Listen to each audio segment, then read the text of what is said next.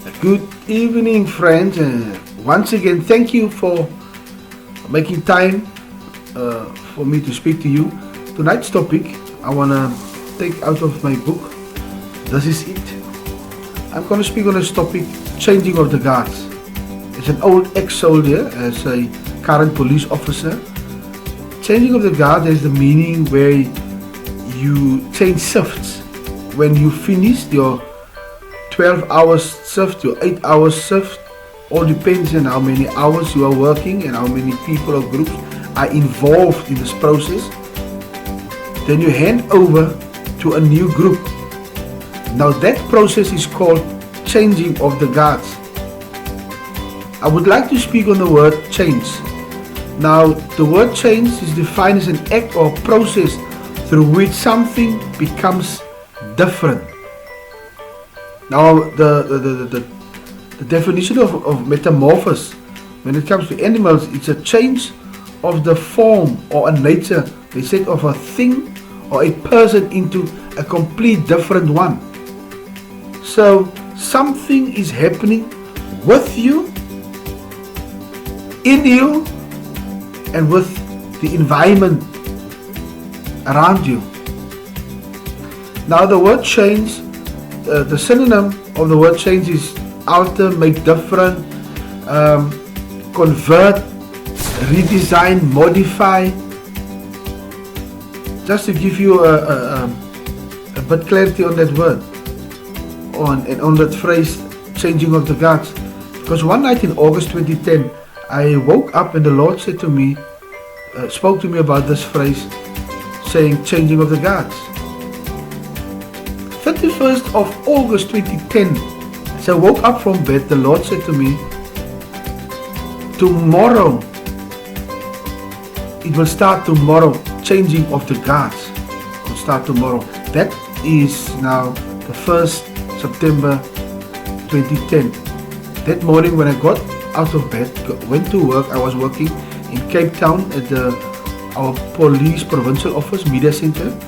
As I got to the door, electronic door was stuck. And as I entered the door, the Holy Spirit reminded me on the words of the Lord, which said that today, changing of the guards will take place. Later that day, about 9 o'clock, as we were watching TV, as we had to monitor different mediums for any interesting news. We were following a CNN breaking news story, 1st September 2010, about 9 o'clock, Operation New Dawn. During that period, during that month, after the Lord spoke to me about changing of the guards will take place, I also informed my friends, my colleagues at work, my wife, and I shared with them what the Lord spoke to me. As I said, when God speaks to you at that time, it doesn't make sense, but at time God will reveal to you and it will make sense. While we were watching TV, like I said, Operation New Dawn, it was the withdrawal of the Americans out of Iraq. A phrase appeared on the TV screen, down on the TV screen, reading, changing of the guards. While watching this breaking news story, we were all amazed, and they were asking me, how did I know about it? I said, no, the Lord told me that changing of the guards will take place, but I didn't know when and what, how and what format. So that same day we received news that our current, that time was Colonel General Petros. Juandile Petros was the provincial commissioner. He will be moved out of the office from the 1st of September. He will be moving to Gauteng, and he will be replaced by another Lieutenant General Lamour, and both of them were 50 years of age. Now, later on, I looked at the similarities when it comes to the phrase changing of the guards. Means change from something different, from old to new, there's a change is taking place. There's an altar. There's a redesign.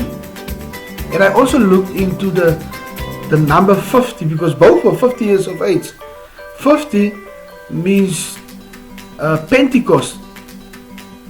From the resurrection of Jesus Christ to the day of Pentecost, where the Holy Spirit came down, it's 50 days, which is also the Jewish tradition, the feast where they celebrate the first fruit. Now, that period of the resurrection and the descending of the Holy Spirit, on that day, it's 50 days, which means Pentecost revival took place.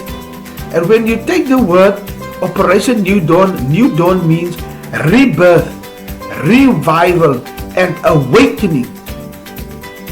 Something happened in the spiritual atmosphere.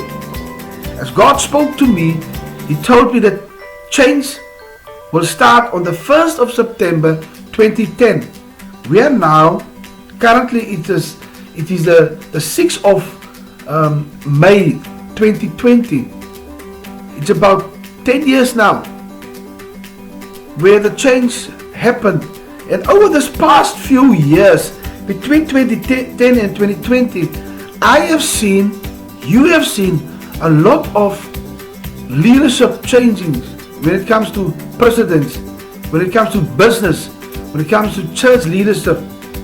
You have seen a lot of people, old people specifically, or old leadership of old systems, suddenly come to an end.